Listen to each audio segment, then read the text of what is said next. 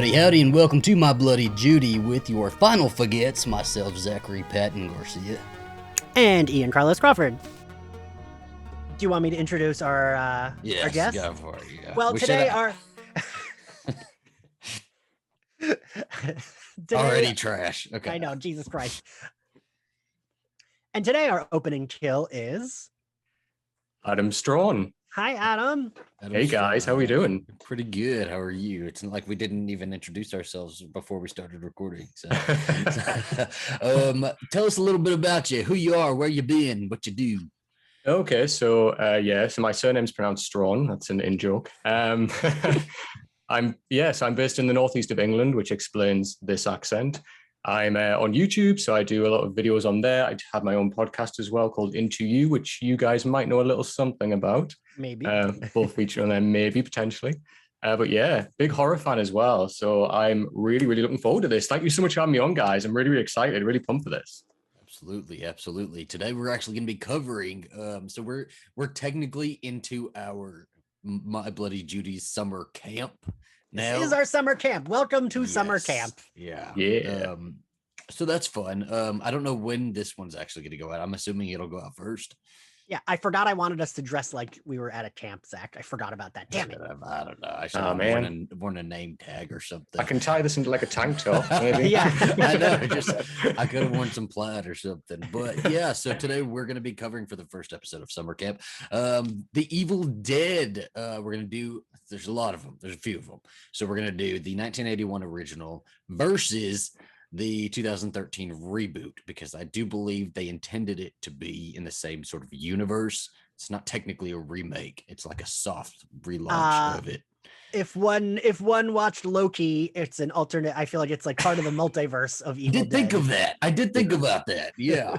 Because we've got Ash and we've got Mia, and so I was. You know what I meant to look up before this recording? I meant to look up, because there was Ash versus the Evil Dead, which was a few, like 4 or 5 seasons, I think. Yeah. I meant to look up if she ever was like referenced in that show, because it, like you said, like it really was intended to be like that, because he has a fucking cameo at the end.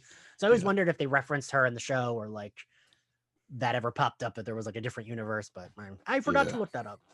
I also wonder if it's just her that didn't want to come back, because I feel like they could still do it. They could still bring her back, and like I feel like there were plans for a while to do that. I mean, this was what, 2013. I wonder if she just like didn't want to come back or something like that. This movie did well, right? I think it did fairly well, and it's like a really well-made movie too. It's not like a cash grab remake. It was like there's care put into it. So out of these two, Adam, which one did you kind of hit a little bit harder for you?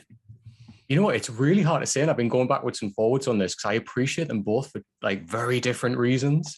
But if I had to choose one, I would probably say 2013. Okay, I think just for the little touches and changes that they made, and they made sense of a few things as well. But yeah, I think it's a really good, for like a kind of a remake-ish. I think it's one of the better ones, to be honest. So yeah, if I had to choose. What about you, Ian? Yeah, same. Like I appreciate them both for different, like because they're very different, even though it's the same kind of plot. They're just very different. And like, I don't know. I was never Evil Dead. I know it like a lot of people are very precious about Evil Dead, right? Like it's like a cult favorite. I can remember before I knew of like weird indie movies, I knew like Evil Dead was like a horror movie I never saw that like didn't look that scary to me even as a kid, but like was like very like held in high regard by a lot of people. I remember I was thinking about this week. In my English class, like we had to, you know how like in high school you get like random extra credit projects that kind of had nothing to do with anything, but it'd be like make something cool. And I remember the AV nerds, who like I was of course cool with because we both read comics, put together like an Army of Darkness Evil Dead mashup, but like with voiceovers as if it was referencing whatever Shakespeare we had just read. And I remember thinking it was like so cool. And they were like, this is our favorite series, and like blah blah blah, we like dubbed it for this. And I remember thinking it was awesome. And like still like I go back and I'm like, how do they do that with VHS tapes? I have no idea. I don't know how to do that. Like That's a big. That's a big question now that because I was just. Okay, I thought you were making fun of me. No, I was thinking maybe iMovie, but then I have to remember that this is back in 1946. Fuck. But like, so I remembered like they were all like very vocal about how much they loved this movie series. And that was like my first encounter with that. And I was like, what, 16 maybe? But so it was never precious to me. But and Zach, you know this already. I'm turned off by anything that has rape. So the tree rape, and you both know my best friend Kim, who I got my tattoo with. I remember her describing the movie to me when we were kids and being like, I saw this stupid fucking horror movie and a tree rapes a girl. And I was like, there's no way there's a horror movie where a tree rapes a girl, Kim. And she was like, it does. The tree rapes her. And I was like, no, that's not what happens. And well, she was right. That is what happens. Yeah, it's one of the most disturbing parts of both of them. Yes. I think that people are precious about originals anyway, right?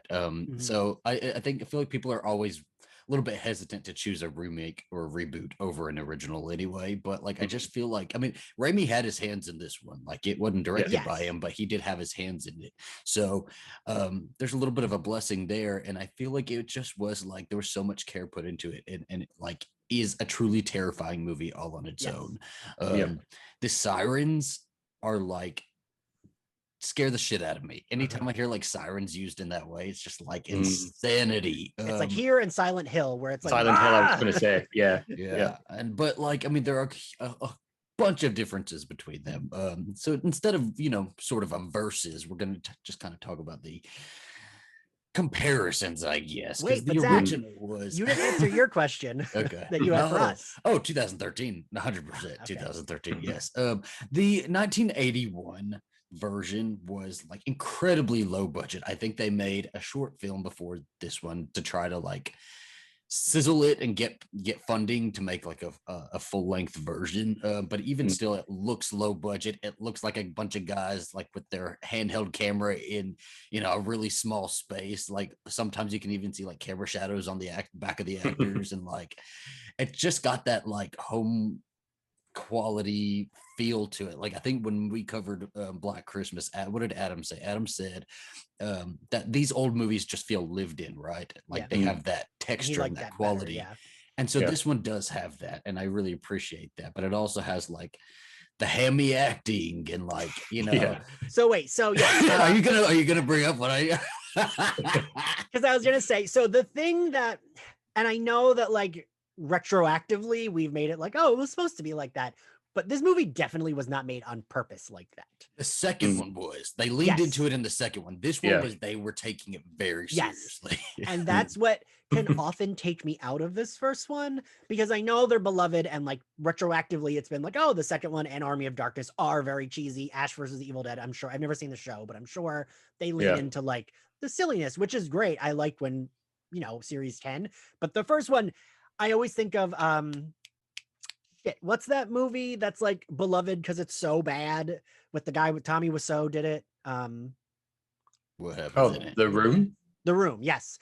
Like The Room, like he made that movie and he was very serious about the movie, but now he's like, oh yeah, it was supposed to be silly, and like it definitely wasn't. 100% no. But that's what I think of with this movie, because the acting is so ridiculous that there has never been a point when this movie actually scared me, because it's just so like it's almost cartoony.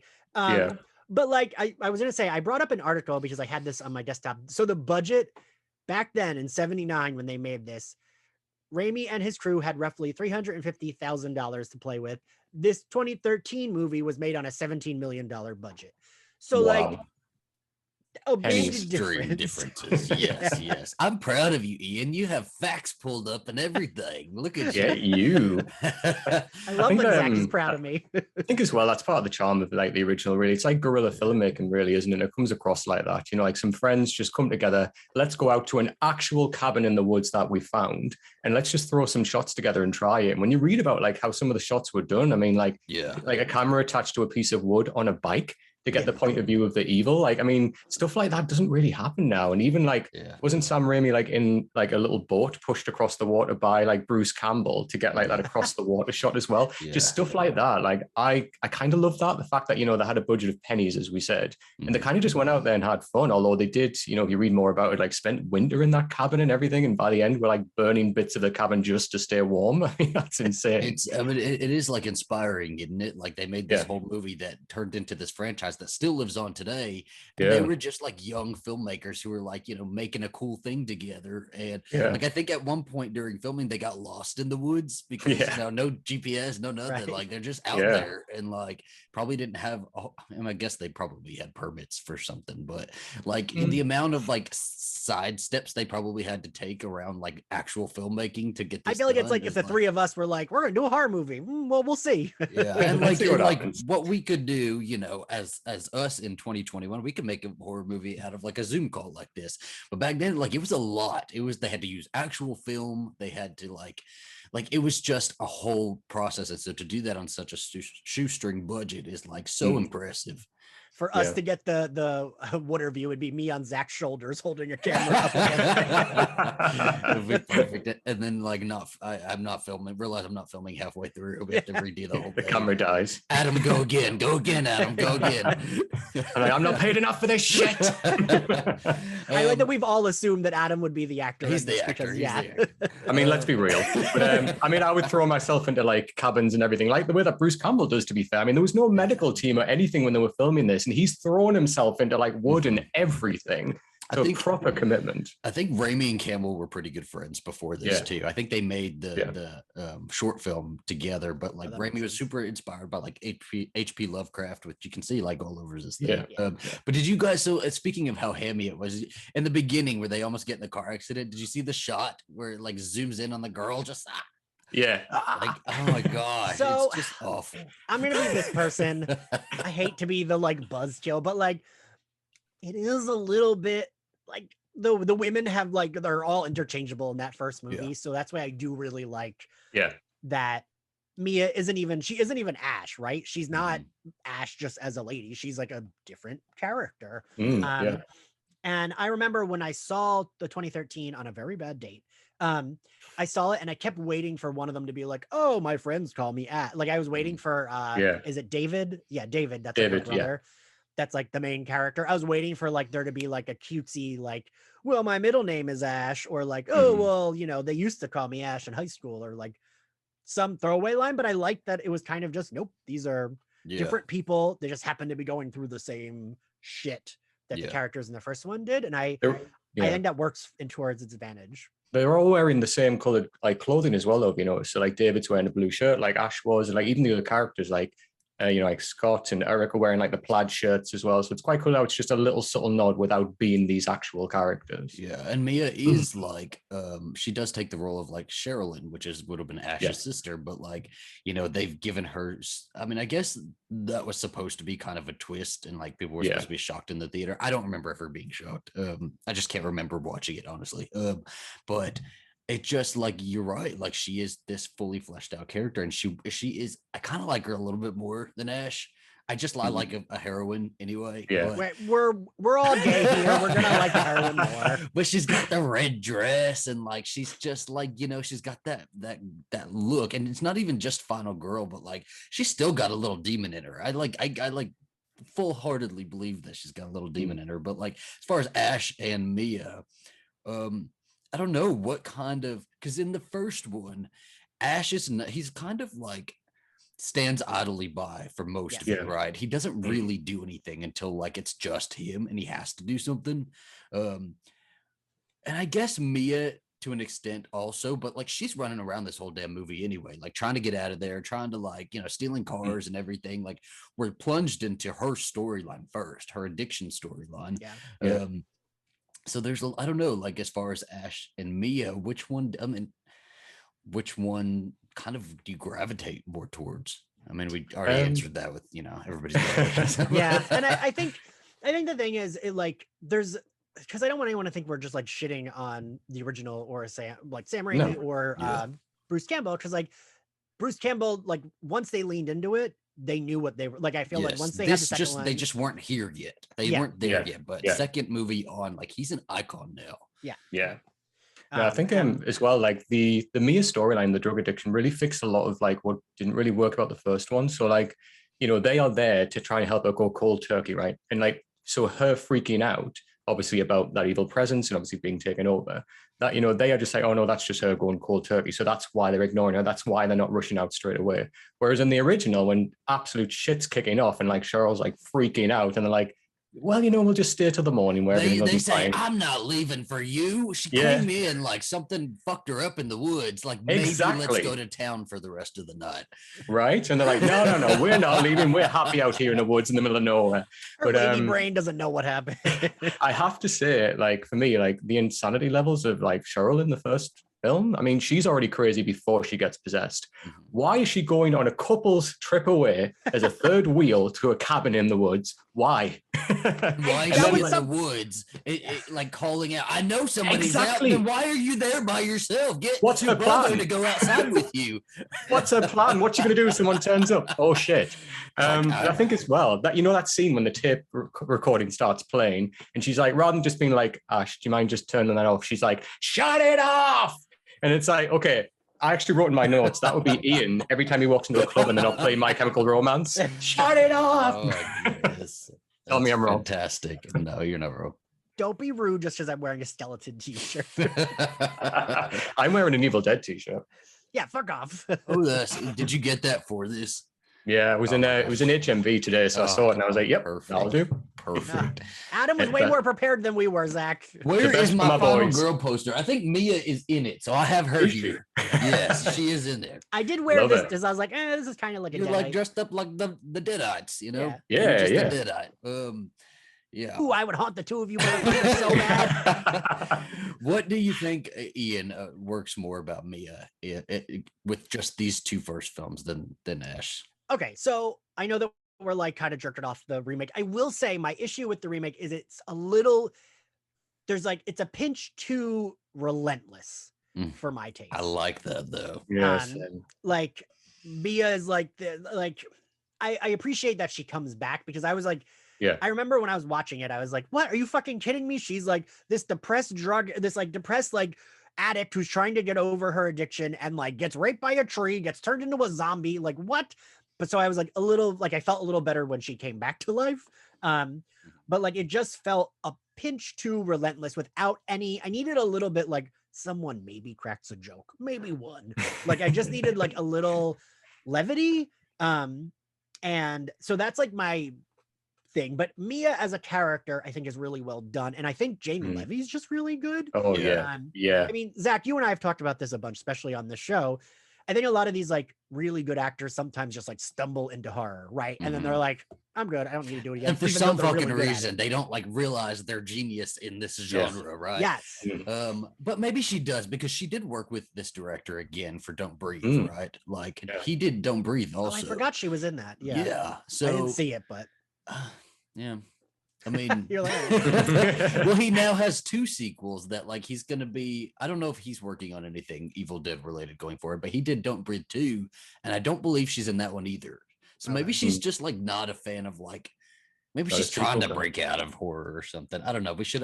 I'll do some research on that. But yeah, she is like phenomenal, and she's pretty great actress. Yeah, and I really think it's like her acting that kind of because like that character could be boring if it was just like a lesser actor. The character would definitely not be as like engaging. But she's really good, and it's crazy that she's so good at horror because like normally I feel like she does like more like rom-com-y, like she's a funny character, right? What was that show? I can't remember the name of the show. Shameless. Is she in Shameless? I know she was in Shameless. Yeah. She was in Shameless for a little bit, yeah. Not okay. But there was that show that she was like, that's what made her blow up. I forget. I don't know. Okay. But whatever. It was like a funny show. It was like her and Alan Tudyk was in it. And like, that was more of like her brand. So I appreciate someone who can like blip over to like really intense horror and like nail it, but then also can do like a like funny, whatever. I did think Bruce Campbell was like incredibly handsome in this one. I kept Oh my looking at God. him and like, I'd never seen him like this before. Because I mean, he's always been like just Bruce Campbell. He's like the funny guy who does the, you know, chainsaw arm. And like, he was very handsome in this movie. Okay, I've got it in my notes like sweaty ash. I probably, he has to be sweaty. I agree with that. If there's no sweat, I'm not interested. On the cheek. Yeah, the moment there's a drop of sweat, I'm interested. I think I said this to Zach, but like even his action figure is hot. Like that is this pretty guy's hot. a babe. Even the name Bruce, like he's exactly who I would picture somebody who's named Bruce Lee, you know, that they look like. Some people just fall into their name, I guess. No, I agree about Mia. Like, I think sometimes you get people like on the internet who shit on like, you know, acting in horror films. But I think in this film in particular, Mia shows off her acting chops. I mean, she shows such a range. She really does. Even from like, you know, even the more like hammed up acting, which they lean into, as we said, you know, like when David goes in to check on her and she's doing that, it's almost like the Ring moment when like the hair's over the eye and you just see one eye and she's like, there's something in here. Oh my gosh. Okay. So I don't want to sound weird here at all, but like if I hear something in a movie or in a song or something that like sticks in my head, I'll say it out loud and I'll like do that. So like there's something in here with this. Like I've done that line like a million times just sitting in my bathroom by myself, like not like staring at myself, but like if I'm in the shower, I'll do it in like the whisper. Like I don't know. It's just I just imagine you like sitting on the toilet looking at your phone, being like, "There's someone." I know. I'll do it as much as I can, like her too. It's just one of those, like she's just great. She's really she's good. phenomenal. You and I are the same. You and I are the same person. Just whispering around our house, you know. But I do it for all sorts. Like the end of Kill Bill, I'm like, you know, when she kills Bill at the end, I'm like, I'm literally like, how do I look? You look ready. Exactly. Like literally like repeating everything to myself, doing this to myself. Yeah, that's also perfect. I will tell you, referencing Kill Bill, I promise I'll get back to Evil Dead. I will recite Lucy Liu's like, now if any of you sons of bitches have anything else to say, now's the fucking time. Oh, so good. Yeah. Didn't think that, so. And then the silly rabbit tricks are for kids. I do that a lot. Yes. A lot. Go down there. We'll just have to have a whole episode of us just like throwing out random lines from random movies. I love it. It's a competition. So as far as story, what do we think about story? And that includes like the setup, how they find out about the book, you know, the Deadites, like everything. So for me personally, like, one of my favorite things about storytelling, I think I have problems with the way the 2013 version opens compared to how the original opens. So the original, what I really like about it, it's almost like that.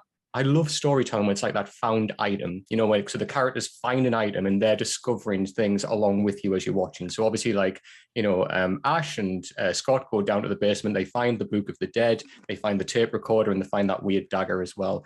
And you're kind of discovering along with them as you hear the tape play, and you're kind of learning along with them.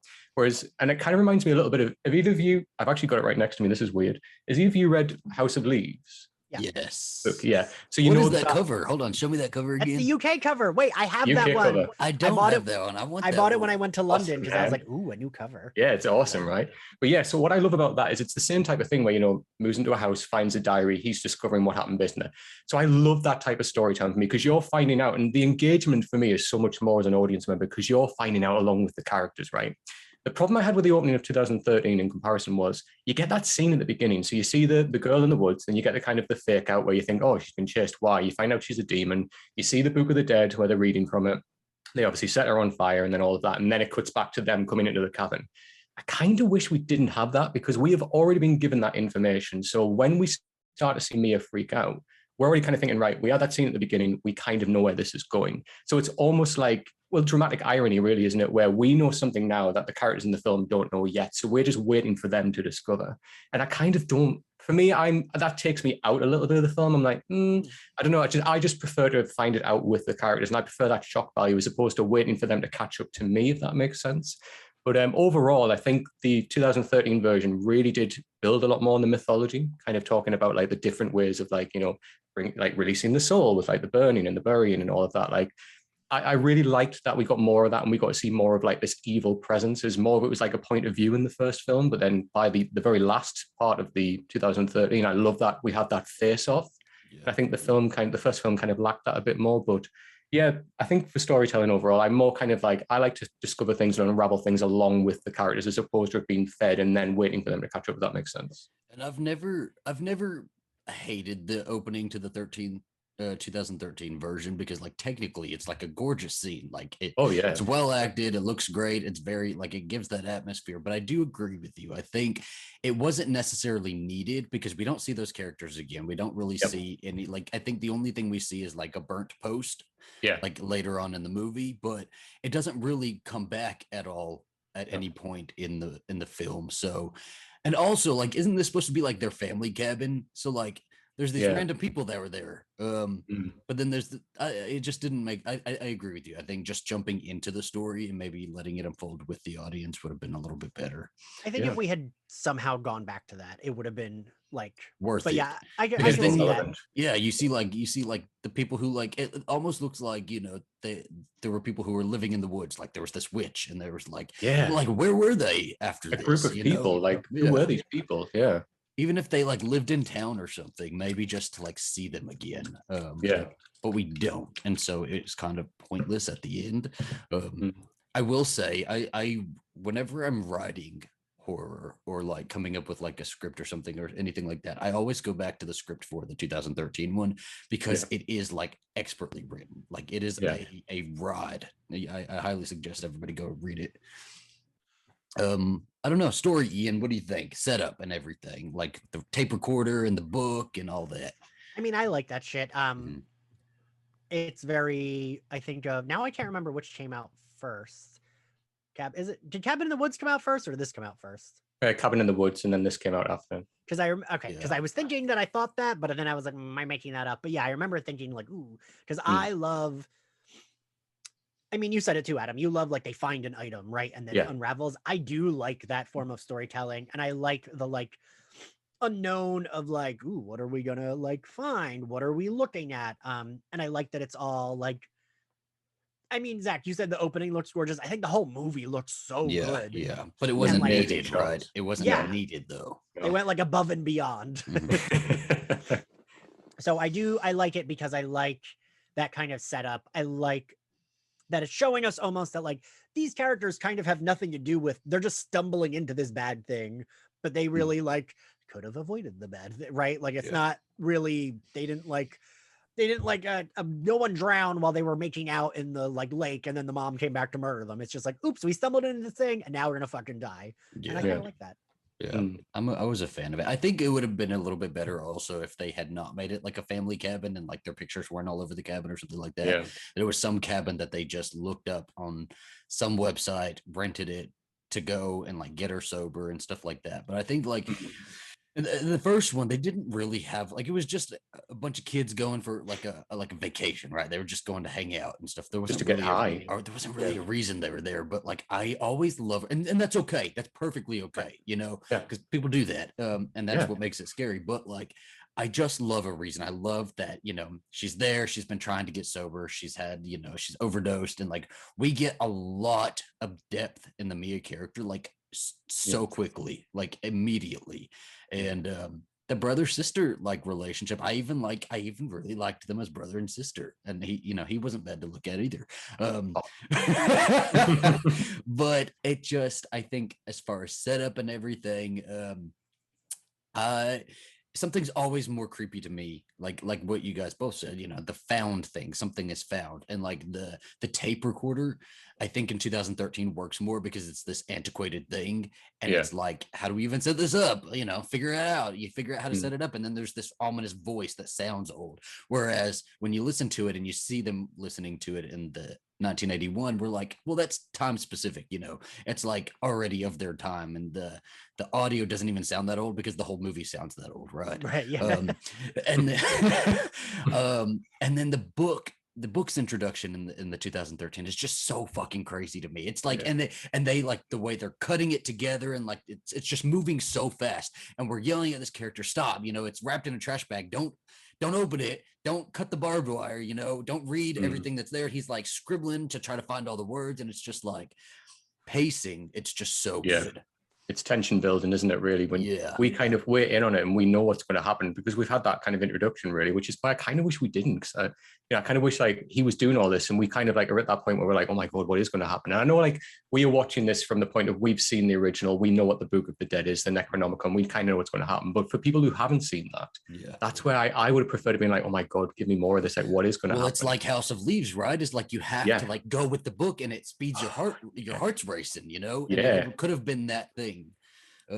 I still think even with the beginning, it still is that thing. I still think it's like perfectly paced and everything. I don't think I would say I don't think that beginning was needed. I don't think it takes away from like the dread because you still have like you even if you haven't seen the original, you know going into it that it's a horror movie, so you know some shit's about like bad shit's about to happen, regardless of whether we got the like cut scene at the opening or whether we have seen the like original. So yeah, I don't know. I think the dread's still there, and I think because it's everything is so bleak, especially on this one, and like the acting is toned down or like toned to regular the way it would be. It makes it more like intense, I think. I agree, and like it just works. And you know what really works, I think, in the original is the point of view. Right, we get all these point of view. It almost it felt more to me like. Here's one thing that I really liked about the original over the remake. Let's pick something, right? I liked that the woods felt like they were alive from the beginning. And then the remake, it really felt like things were only activated once the book was read, right? But in the original, we see the camera moving all over the place. We see like smoke coming from leaves, and like when he walks up on the porch, the swing is going and like it stops, and it just it was very creepy the way I think because then it's like you're surrounded by this living thing that you cannot escape. I think that's what I mean. Like I think the opening, like although that was, we were talking about the camera shots and the way that they were done in the original, but I just think like even when you see like they have like their banter in the car, they have their banter in the car as it's going along towards the cabin, which obviously we don't get in the remake. But even just the camera shots when like the camera's following the car from above, and you can see like the branches are like being pushed by the camera. It's almost as if we've seen this entity following them. It's not just a camera shot. Whereas we kind of just have like an upside down shot in this one, and then it just follows them into the cabin. Because they have money, so they can get up high, right? Whereas like, in the original, they just have a camera. So if they bump into a branch, it's like, well, fuck, Well, we're bumping into a branch. I think they were more creative with that, though. I think there was just because they didn't have that money, they were like, right, what can we realistically create out of what we've got? And I think it really, really works. I agree. I think there's like one shot where like she's running away after the tree rape scene, and like the camera like goes up, and there's like a tree falling down. And it's like it just works. There's something just like weird about it. And do you remember that scene where the camera's going from window to window, and it seems like so much like a person, and so something that's just so there and tangible that like everybody should have looked over and seen what was standing there, but like nobody even sensed it was there. It just felt like it added something. I can't even describe it. It just added something. It's like an invisible presence. Like even when you get that shot when Scott like leans out of the window and like you see him like look left and like look right, and it's almost as if you can't see that entity that's right in front of him, just watching straight away. But I think they play with point of view so damn well. I think the 2013 pays a lot of homage to that when you see like the point of view shots that they do as well. But I think, they really, really go for it in the original. And it really, really does add to that effect and that tension of there is something always watching them that we can't see. Whereas kind of, when Mia becomes infected, and then we see that kind of creature in the woods that kind of looks like Mia as well, we kind of get that. We get that character and we see, all right, so this is the character that we can see that is looking at them. Whereas I think in the original, it's more mystery. Do you know what I mean? It is literally just a POV shot. And in that respect, for me, that adds that other level of like creepiness when you're like, oh God, like what is this evil presence that's watching them? And I really like that about the original. Yeah. I mean, like you said, Zach would say something nice. I do think the original, they do work really well with what they had. Like the things they achieved are very impressive. And like, even the like Deadite makeup, I mean, they do a good job of like awful. It just, I mean, not bad, but it like looks just, the whole movie just feels wrong, doesn't it? It feels like an abomination that never should have been made. And it just like, it just, yeah. And like, whereas like 2013 is clearly a movie, this one feels more like a home found footage. It's like Texas Chainsaw Massacre felt like a documentary that shouldn't have been there. Yeah.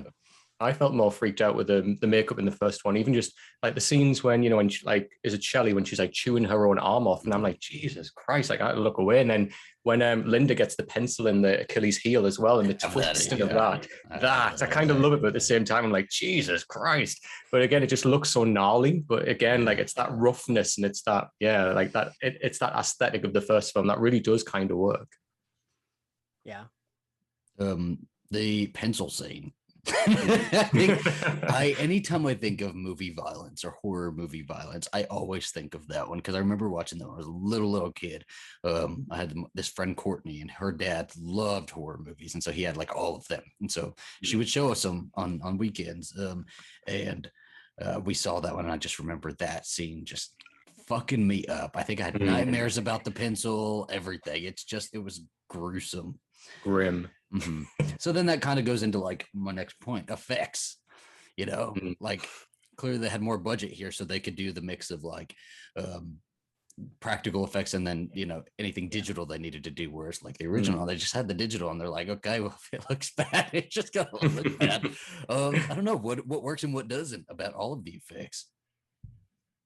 I kind of like the practical effects. It reminds me of like original Star Wars, you know, like when they kind of just made everything essentially. But I like that the 2013 version, they predominantly do a lot of practical effects as well. They just kind of, they're more selective of when they do digital, and I think that's really clever. It's a nice homage to the original, but as well, it just makes some of those scenes look really nasty.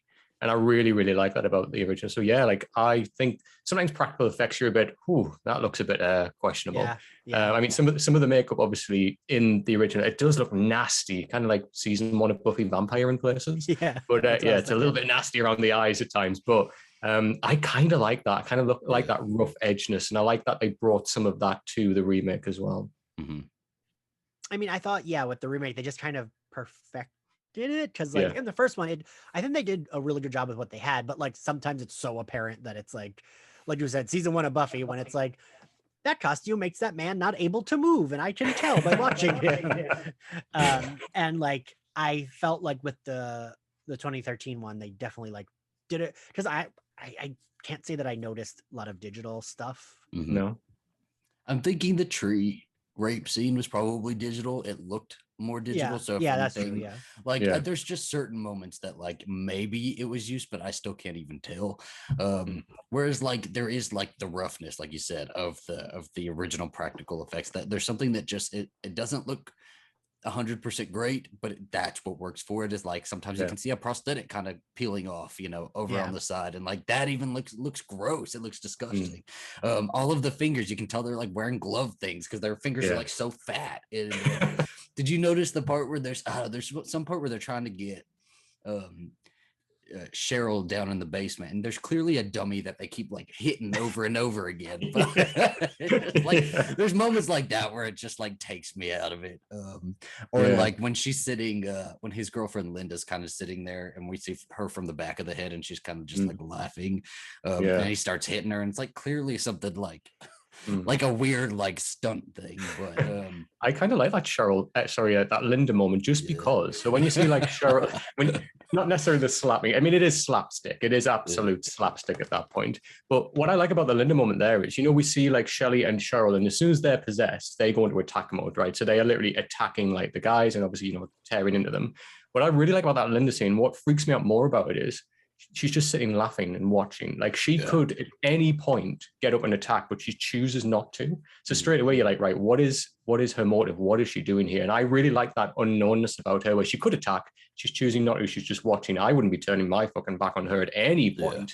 But and that makeup, that like just like clown makeup that she's basically got on is hilarious at that point. But yeah, that manic laughing, that freaked me out more than the other two characters attacking, because again, it's just that eeriness, that unknown with her. Yeah, and what's just, I don't know, it's just like I said, it just feels wrong. The whole first movie just feels wrong. As far as like scariness, also like the effects of the first one, like I think that does scare me a little bit more than the ones in the remake. The ones in the remake, it looks like more real, but I think just the wrongness of the original scares me more. But like overall scariness, what are the scariest parts of each one? You know, what are the scariest like elements that they've put into this that work best for y'all? I think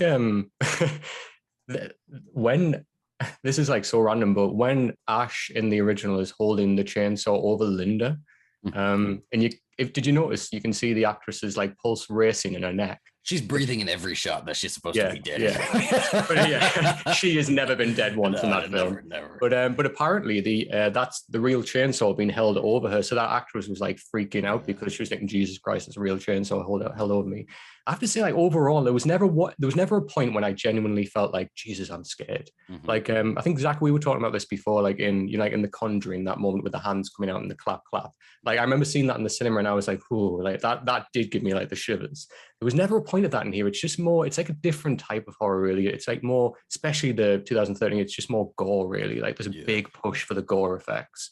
There was more kind of like thriller suspense, I guess, like when she's been in the 2013, I guess the moment for me is, you know, when Mia's come back and she's being chased by the presence and she's kind of like making all of the wrong decisions by going into the pipe, then going between the walls, and then trying to go under the car. I'm like, what are you doing? You've got a chainsaw. But anyway, but yeah, like that chase for me was quite tense. And I was like, that had me kind of more on the edge of my seat because I was like, what are you going to do? Come on, let's do this. But I would never say I was fully scared. Just more kind of like suspenseful, more like thriller, to be honest. What about you, Ian? I agree with Adam. Yeah, it's not been scary at all.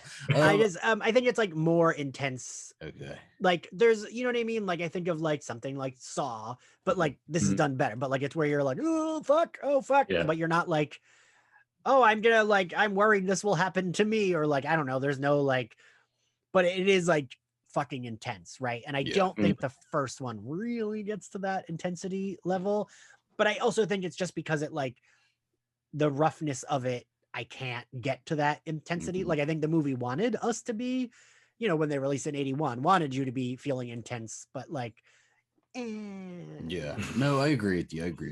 It's something that always like makes a movie scary for me is if I'm thinking about it later, or if I'm like, if I'm alone and you know, there's a dark spot in my room and I can picture it there. Like, and in the 2013, there was a lot of moments of like, or just a few moments of like, she would look like, remember when she's running through the woods or whatever, and she at some point looks into the trees and she can see the version of herself kind of like like that scared the fuck out of me. And I could still like, if I look in a dark corner, I can picture that, and so that'll get me.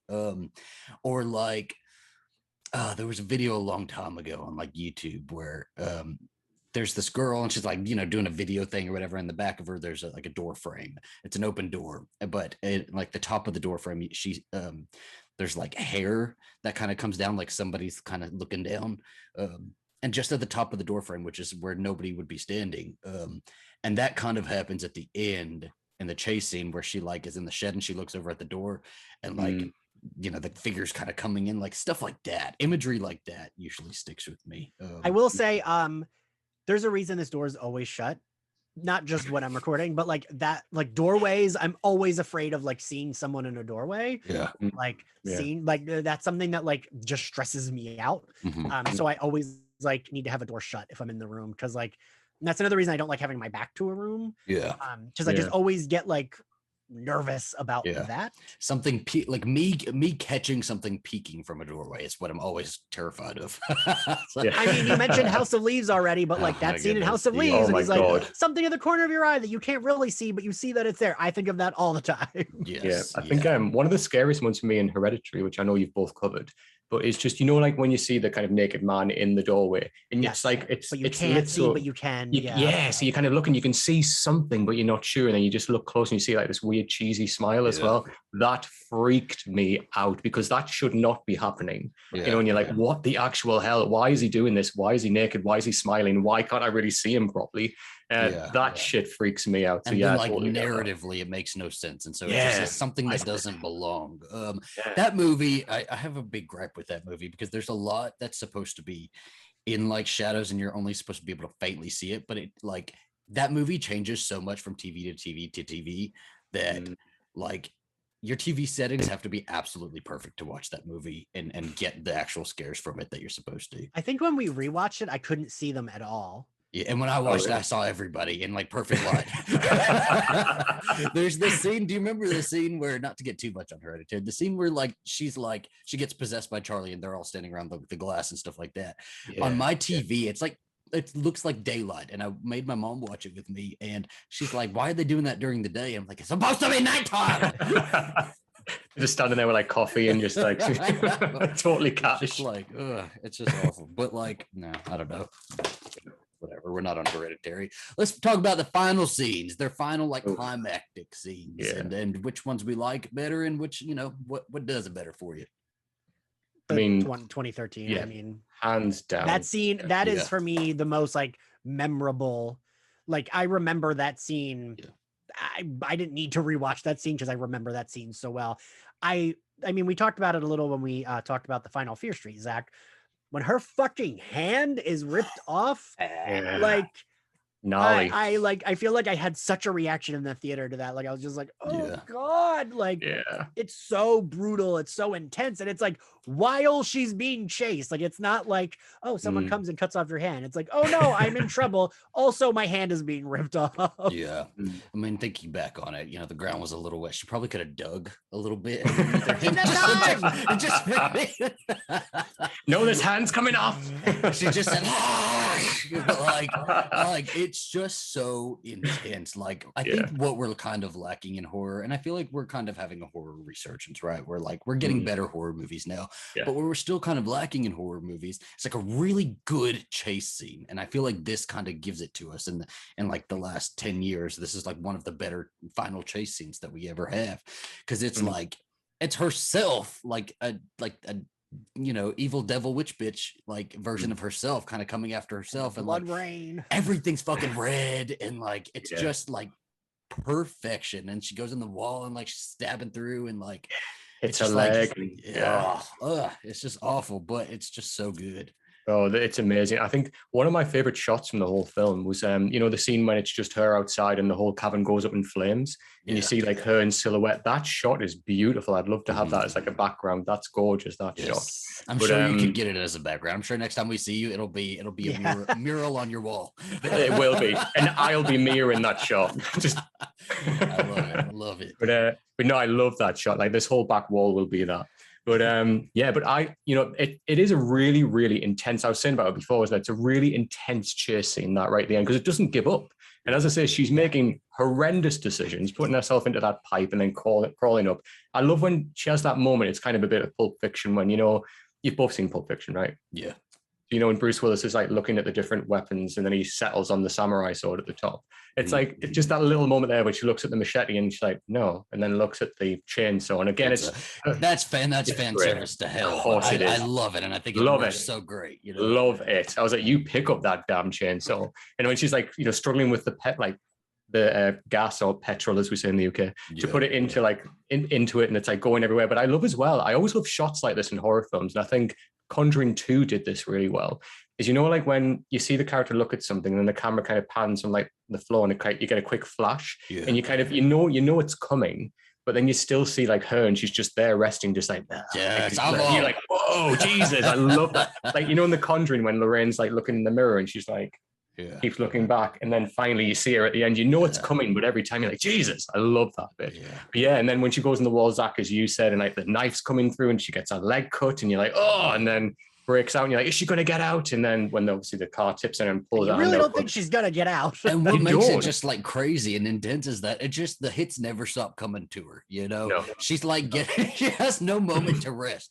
And like when she's like sitting there and trying with the chainsaw, why didn't she start up the chainsaw like immediately? She doesn't have fucking time. I love the moment where she just like, just a spark of it, you know, adrenaline, ingenuity, and like she like hits the board and like the thing comes down, and she's like, and like she's shaking and getting it everywhere, and just it's just so good. And then that line at the end, feast on this motherfucker. And you know what? And I usually hate a final line like that, Same. but it just works so great, you know. Her delivery is it's brilliant. just so good, and she like chainsaws through like the whole, you know, it the fucking thing in half, and then it like sinks into the earth, and like that's what I think would have made the movie so much better. Is like if they really did like the first one, show us that the woods were alive. And then it sinks down into the ground. It's like, you know, anything can come up from the ground. Anything can, like, you know, it would have been so cool. This whole thing just feels like, you know, Bruce Campbell is Loki, and she's Mia Sylvie. They just are the variants, you know. I mean, I've never thought more in a horror movie. Wow, my will to live would not be this strong. I would die. Like if I had to keep pulling my arm and I was like, ooh, my hand hurts, I'd be like, well, I just lay here and die then. I can't keep pulling. It's just that fear of like, I don't believe you though. I don't believe you because I think you think this, but I feel like the fear of it actually getting to you would be adrenaline so strong that you would be fucking gone, Ian. You would make it. You'd pull a tree down and like wave a tree around and like. Yes, Ian. Give me that energy. This is your final girl outfit right here, Ian. You've got it. I think covered in blood. Credit. Yes. So I have a question. Okay, so I want to know what your take on this. Let's say the three of us went to a cabin in the woods. Okay. Mm-hmm. You find the cellar door, the basement door. Okay. Would you go down? Zach would. I know Zach would. Yeah. If I was in the demons get me down. Zach's turning into a deadite right now. I know. That was the wrong answer, I guess. He's gonna pop up with on face makeup. I'm just laughing manically. But no, I think if I was obviously there by myself, hell no. But if I was there with other people, 100%, I'd be like, right, let's go and have a look. Let's take a light. Let's go. Especially if it were if it were the two of you, Adam, you would be nicer to me with me being scared.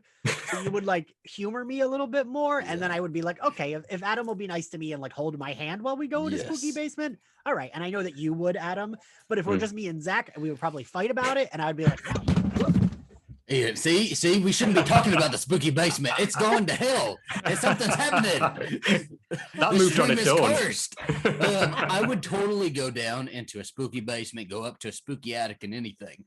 What I will not fuck with is reading devil worship out of a book. I won't fuck with that. I won't do a Ouija board. None of that. But I'll go look around. I'll see where I would read it, but just like don't read it out loud is how I went. Don't do this. No, flick through. Look at the pictures. Yeah, be like, oh, this looks bad. Yeah, the pictures. That's all we need. I remember I used to go to I'm a drama kid. So I used to go to a drama school on a Saturday, and it was this really old building, and we were never allowed on the third floor. Mm-hmm. Except one time. So obviously that is like straight away, that's a red flag to kids. Like we've got to get on the third floor. Right. So we went into this room and we found some really old Polaroids of people that used to be in that building. And it was really fucking weird because a lot of them were just like people posing. But one of them was someone vomiting into the toilet. Really strange. Whoever took that photograph is fucked up. But we couldn't find where that toilet was in the building. It was really, really weird. So that was like trying to find this toilet in the building. But I love shit like that when you find like little relics of like people that were there before. So we're like, oh my God, there's the main hall, like where we do like our performances in. And that's what year is this from, this Polaroid? But I love shit like that. So yeah, so going down in the basement and finding stuff like that, 100%. Ian and I think on our last stream we talked about like the mental institutions, right, that we've been to and stuff like that. So when we in college, I used to go to one with my friends, and one time we went to one, and in the children's ward were a bunch of pictures of like in it, because everything was still there. So it was a bunch of pictures like in a desk of just like operations back then, like kids sitting in beds or like, and none of it was like. And I didn't see any pictures of anybody throwing up or anything, but it still like was so fucking eerie, and like it's just crazy that stuff like that would even be there still, Mm.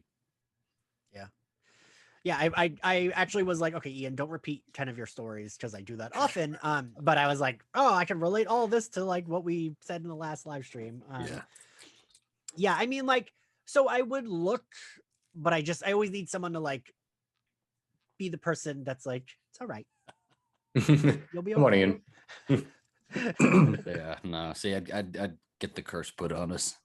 You would. Just by going or something though. Like I promise you, I would not fuck with no devil shit. You would be like, Ian, shut up, it's fine. You're just being a fucking baby. And then we're all cursed and deadites.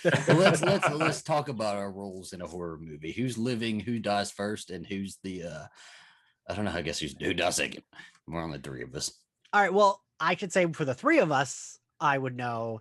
Zach, you would die first. I would die second. Adam would be the final girl. Adam is final girl. We'll go. I'll take that. In my mind, I was like, I'm going to be final girl, but I'm just politely not going to say anything.